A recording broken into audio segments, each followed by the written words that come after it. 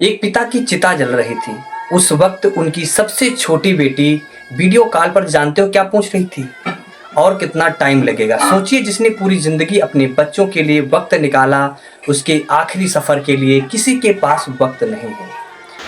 अच्छे से हो गया ना सारा काम? हाँ बिल्कुल अच्छे से करेंगे। ये कहानी किसी बेसहारा इंसान की नहीं है। ये कहानी है मुंबई के बड़े कपड़ा कारोबारी रहे शिवचरण गुप्ता की, जिन्होंने अपनी जिंदगी भर मेहनत की, कारोबार खड़ा किया और 3 बेटियों को पढ़ा लिखा कर अच्छे घरों में शादी की। शायद हर पिता की तरह उन्होंने भी सोचा होगा कि बुढ़ापे की सबसे बड़ी पूंजी बैंक बैलेंस नहीं बल्कि अपनी औलाद ही होती है। लेकिन जिंदगी बैलेंस शीट से नहीं चलती। कई बार रिश्ते भी घाटे का सौदा साबित हो जाते हैं। कारोबार में नुकसान हुआ, हालात बदले और अपने भी बदल गए। मजबूरी ऐसी बनी कि पत्नी के साथ हरियाणा के सोनीपत स्थित एक वृद्धा आश्रम में आकर रहना पड़ा। 2 साल पहले पत्नी का वही निधन हो गया।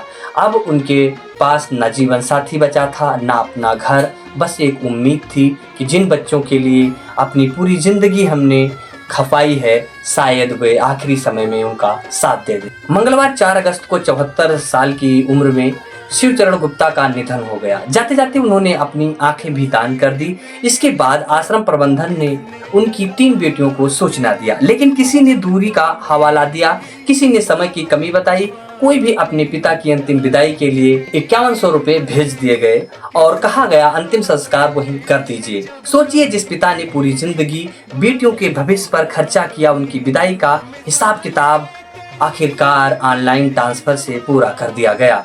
आश्रम के लोगों और समाज सेवियों ने बेटे का फर्ज निभाया और फिर उन्होंने अंतिम संस्कार करवाया। और वहीं दूसरी तरफ सबसे छोटी बेटी वीडियो कॉल पर जुड़ी रही। तो संस्कार हुआ है।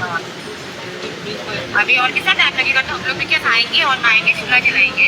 जलती चिता देखी और पूछा, अच्छे से हो गया ना?